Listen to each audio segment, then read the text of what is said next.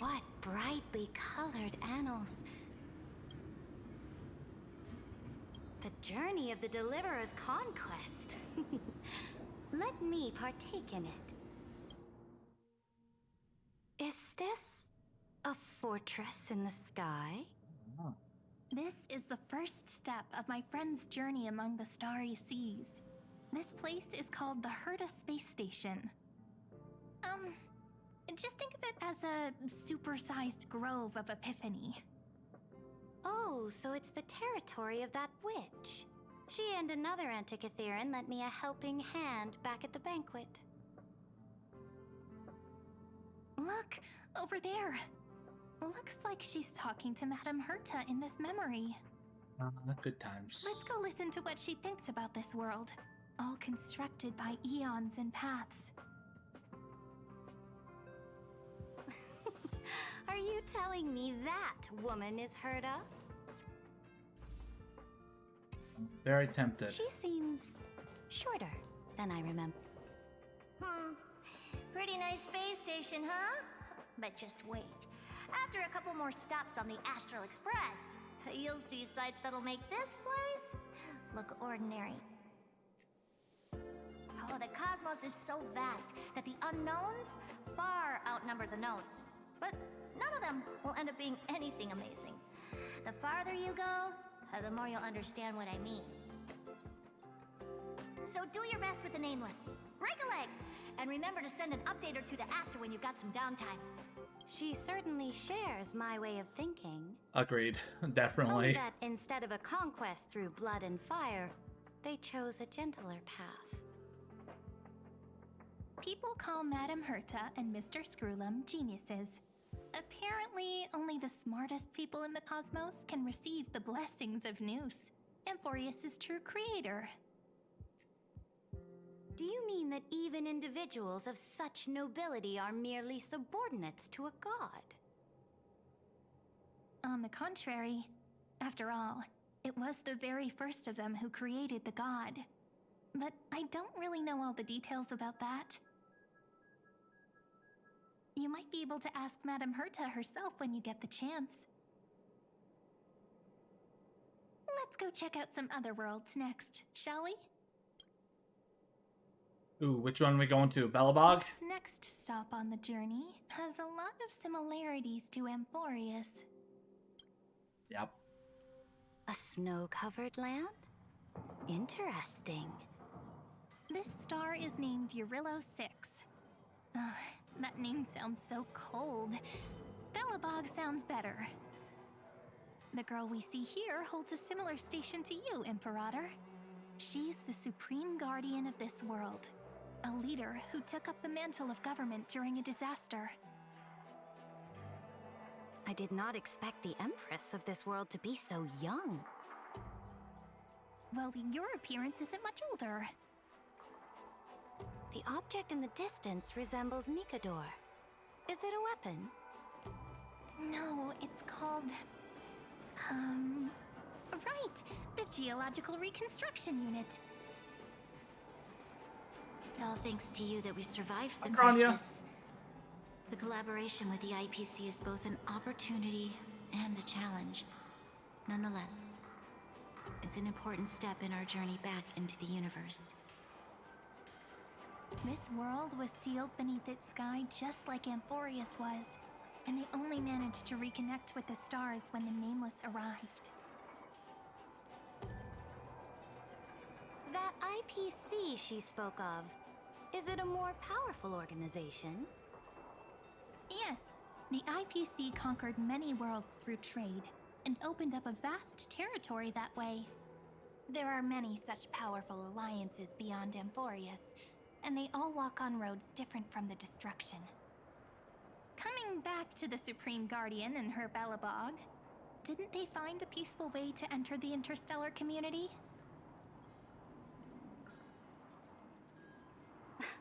That cannot be true. That IPC would never have grown so big on trade alone.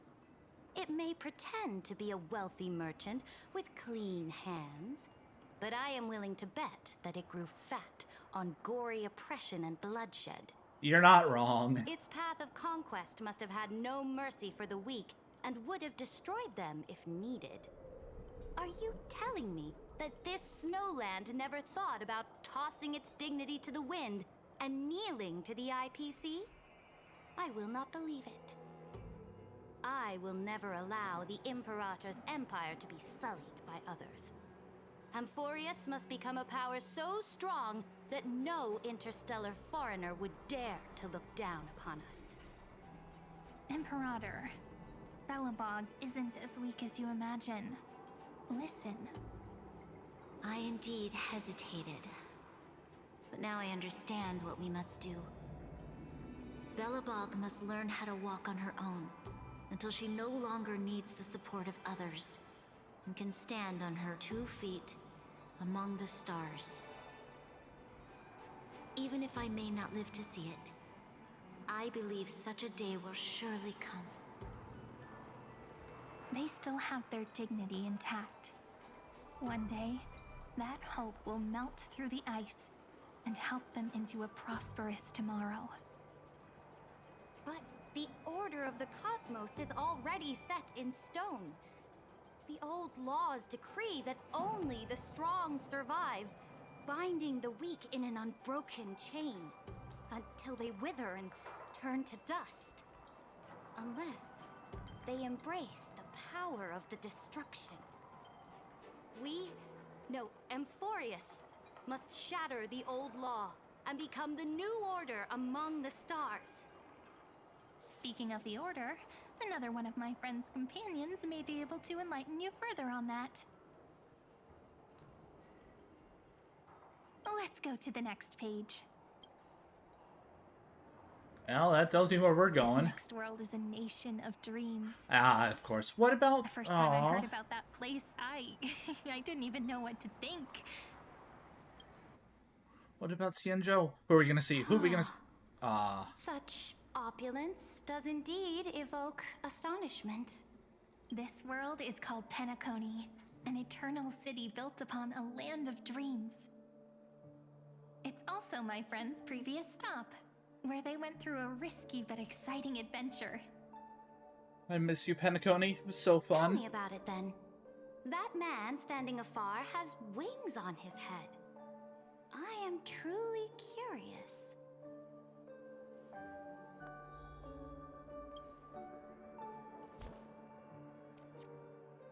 Alright, I just really want to do this.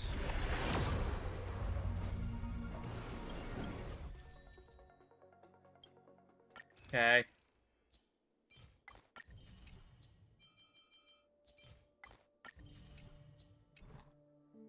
I understand. I wish to gaze upon the views of the Reverie Hotel one more time. I'll be just a traveler when I come back here again. And perhaps, through a traveler's eyes, even the things I once knew so well will feel strangely different. Penacony is a land of the harmony, where all dreams and hopes merge and combine. It believes in unrestrained freedom, and that's how it lost itself in shallow delights.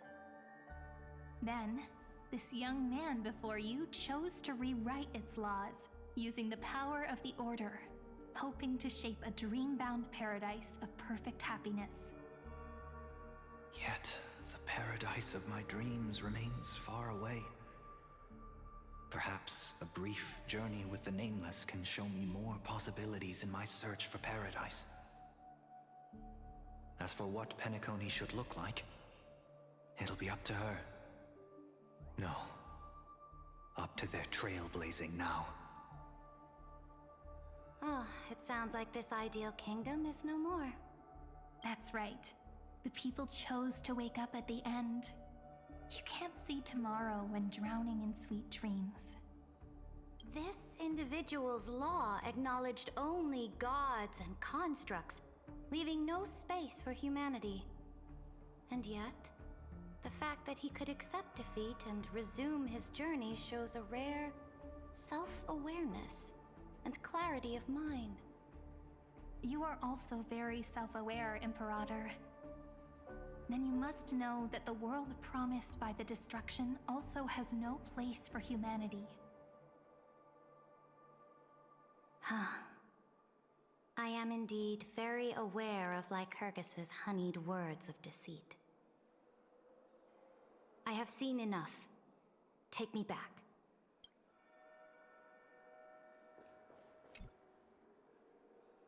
Then let's wrap up this trip down memory lane with one last scene. This absolute wonder. Isn't it pretty? That's our Amphorius. Our world flows and meanders in this endless band of light. Though we were born from the designs of the gods and are not yet truly alive, the Chrysos heirs of Amphorius still chose to stand against fate and carved a legend no different from that of humankind. Will you really renounce the heroes in this world's previous 30 million cycles, Imperator? Including even yourself? Will you bow to brutal destiny and allow that puppet master named the destruction to have their wish? I know what you want to do, sidekick. You want to use that deliverer's memories to influence me and tilt the scales of law toward her and the two geniuses. You really saw right through me, Imperator. How can one rule an empire if one is incapable of understanding people's minds?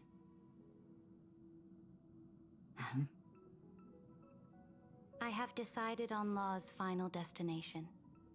However, before I move my next chess piece, before we go on, tell me this, sidekick. Throughout her trailblaze, was there ever a memory of the ocean? Yes. The ocean. My cradle.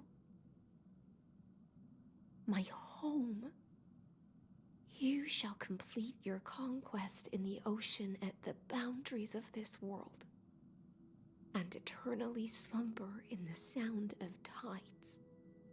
You shall eternally slumber in the sound of tides, and complete your conquest in the ocean at the boundaries of this world.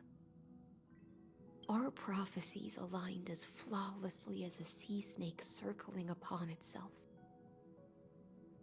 An elegant loop, like a joyful hymn, like the circulating ocean current, like our two fates, like Amphorius itself.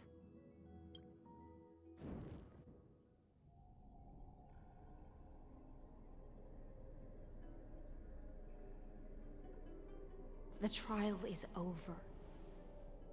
So tell me, who will own the divine authority of law? I won't give it to anyone. What? I am the law. Why should I give my imperial crown to any other? Both the Deliverer and the Theoros came from beyond the sky. They have no right to interfere with the lands I conquered with my own two hands. The law of Amphorius shall be determined by Amphorius's master. That makes sense. I approve. What exactly did you see in the trial? Everything. I saw everything regarding the rules of this world's operation. I saw the laws of extrapolation that Theoros spoke of. I saw the ultimate protocol. As long as I offer a sacrifice of equal weight, I can rewrite the laws of this world according to my will. I can turn good into evil, ugliness into beauty, and weakness into strength. Fate gave me a very fair deal. One rule change for the life of one demigod. What are you planning to do?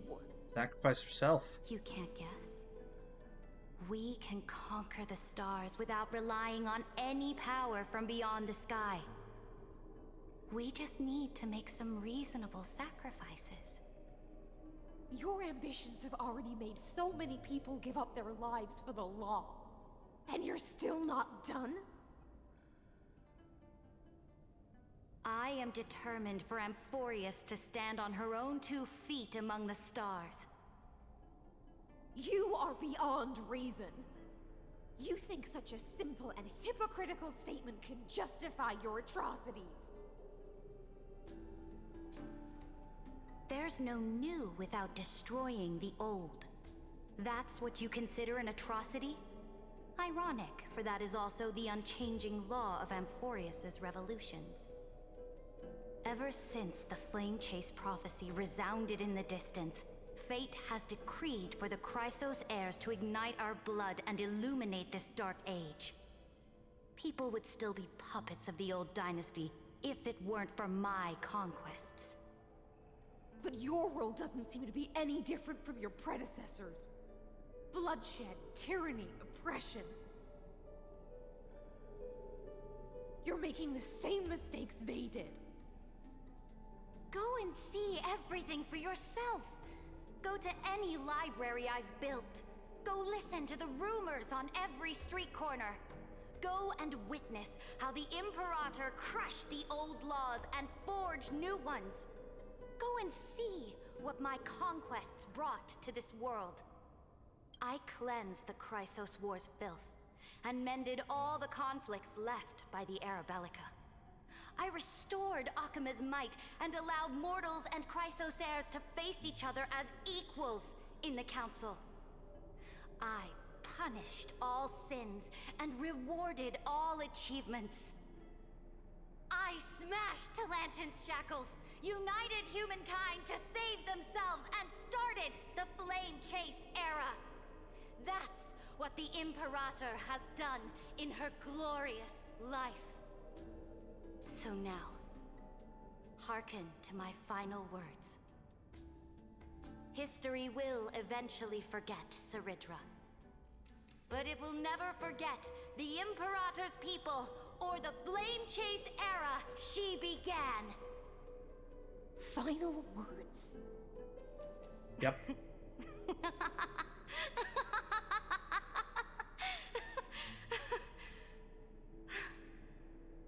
Amphorius is about to be destroyed. There's no time left for pointless debates. There is only one law I want to overturn to aid the final battle of deliverance. So I will only offer the life of one demigod. In the name of the Imperator, I command you one last time, Electra. Either sacrifice yourself for conquest, or pierce this tyrant's chest with your sword. Thus, the Imperator concluded her final speech. At the end of her life, at the last moment before she stepped onto the altar, she gave her most loyal subject the choice to decide fate, just as she promised her compatriots before her very first campaign.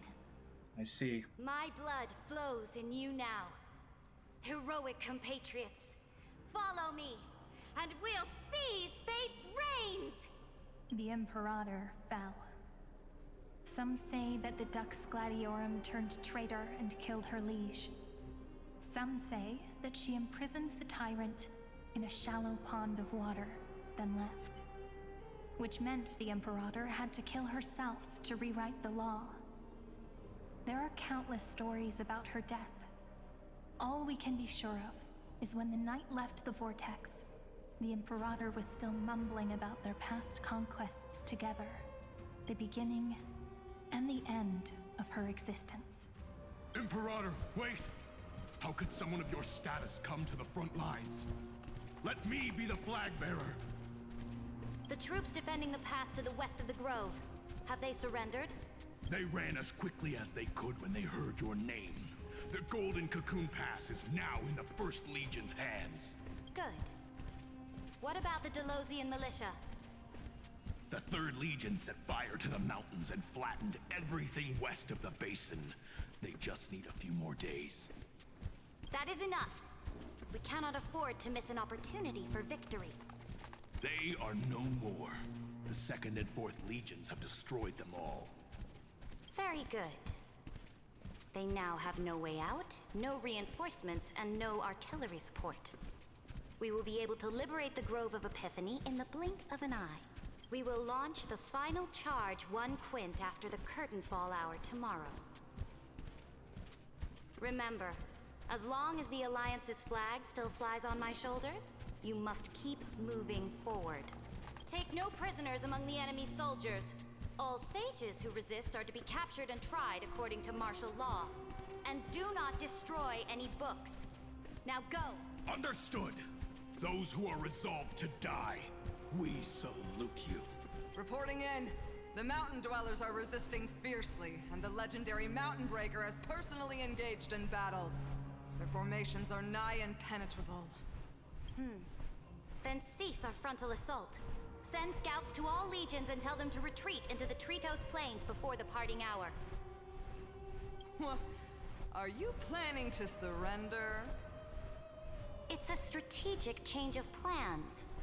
The seismic walking dragon is enough for that battlefield. Walking dragon? You mean that stupid beast, Terravox? What can they even do? Stupid? No. They are the wisest of all of Giorio's creations. Only they can perceive the currents of time. Let them deal with their earthly brethren. We will advance and take the lead in defeating what remains of our enemy. I will deliver the most fiery retribution for the humiliation they dealt us, and crown myself with a god-slaying wreath. Understood. I'll see to it. The Temple of the Three Fates sent a letter, Imperator. They refused to surrender, and said this letter is their last warning to us. Tell the commanding officers not to launch any attacks unless they receive the Imperator's handwritten approval. Disobedience will be punished by death. What are you doing? The priests of the Three Fates aren't soldiers, but politicians.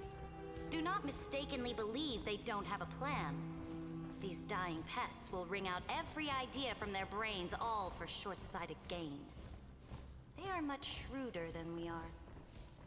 I am inferior to them in that regard.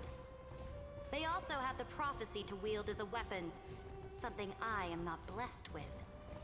Launching an unplanned attack will only disadvantage us, as all of Emphorius will judge our actions. Which means, I will be heading to the battlefield myself, just as I have always done. This time, however, I will go alone. I will conduct secret negotiations to ensure fate is on our side. Understood. The Legion... Why are we not allowed to march out with the army, Imperator? This will be a long voyage with no return. Those of you who bear the prophecy cannot come with me. Why are you personally leading this battle if it's doomed to fail? The Flame Chase journey cannot be without a leader. That is correct. The Empire will be without a head when the Imperator falls. But remember, as long as you seize the right opportunities, even a chaotic game will remain winnable. My departure will create a long staircase for you. You will understand what I mean when news of my death reaches your ears. Saridra, is our journey about to be over? Destroy the old laws and forge new ones. My conquest has reached its limits within the borders of Amphorius. Since the prophecy already decreed that the Imperator would never conquer the stars as she wished, I will bow out here and try no more. More Chrysos heirs bearing divine authority will be born, and many more heroes will arise. Will they demand peace or war? Will they resist tyranny or become the next Imperator? I do not care. The children of the future will decide for themselves. Do not mourn for me. Anyone can kill the Imperator. But the only one who can truly destroy her is Saridra. At the end, I faithfully recorded the most important battles in the Imperator's life. Her conquest was about to be completed at this point in the story. However, for some reason, a memory suddenly entered my mind just as I was about to put down my pen. It was a journey on a fantastical train. I had the honor of having a heart-to-heart conversation with the Imperator under the stars.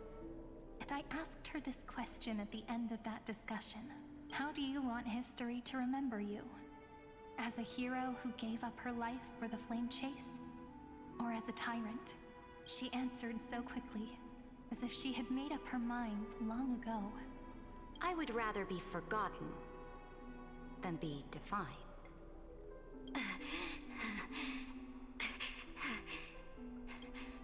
Because the law can be neither eternal nor unchallenged. And only humanity can pen laws into history's pages.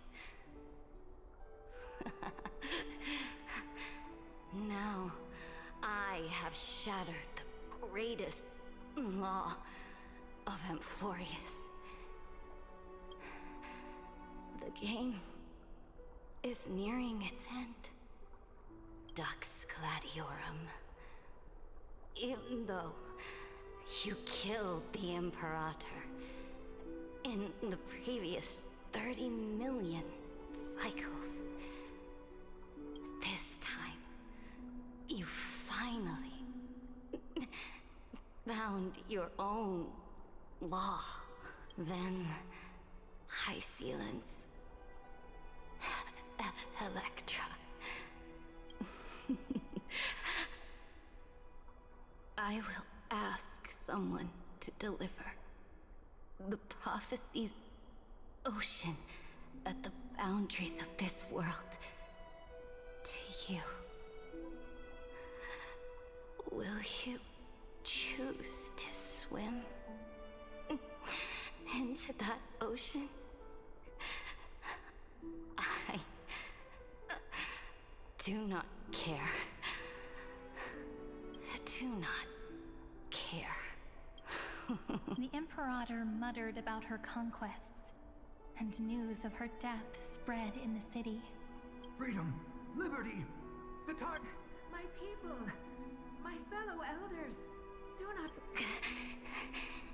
People once cheered for my ascension. And now they cheer for my fall. No matter. I am fond of applause. I see the cosmos. The battlefield that I cannot reach. I will return in the next cycle. The stars will hear my legion's war drums. Hear the great name of the Imperator. Hear Amphorius's Saridra. To this day, we do not know which rule the Imperator overwrote at the cost of her life. Perhaps the truth will only be revealed at the moment of checkmate, just like every chess game she ever played. We only know her death inflamed Akama. On one side of the city, those who defended liberty toppled her statues to the ground. On the other side, her supporters put themselves between the masses and her monuments, declaring loudly that the Sovereign is still among the people. It is said that golden blood congealed into the same letters everywhere. But the one who bore that name did not see any of this. Her gaze was cast far away. What was the Imperator thinking about in that prophesized ocean at the boundaries of this world? In that shallow puddle of stagnant water, was she reminiscing about her past conquests? Or repenting for the millions killed for the flame chase? It was neither. The Imperator only saw how the surface of the water gleamed like that crude chessboard, dissected by light and shadow in the afternoon when her teacher played against her for the first time. Look at this chessboard. They are strange. They look like the stars in the night sky ablaze.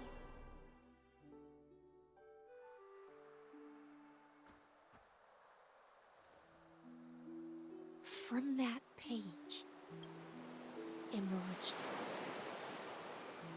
an ocean so vast, so pure, not a single trace of corruption. Is this Ceredra? Electra, my subject.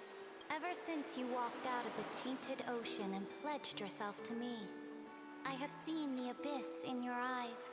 That was why I promised you a new ocean, Electra, my subject. But the Imperator never makes empty promises. So take this memory. This is the final gift that the Imperator can leave for her subject.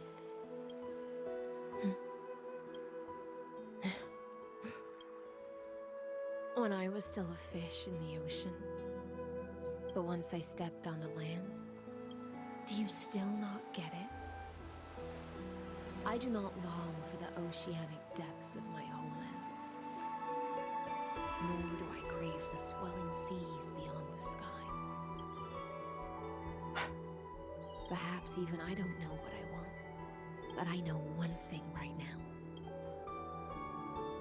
A fish is simply a fish. And she can never leave the ocean she's in. But whether under the ocean, can still look outside the cave and see the stars. I have to admit, the 12-factor simulation of life in this experiment has far exceeded my expectations.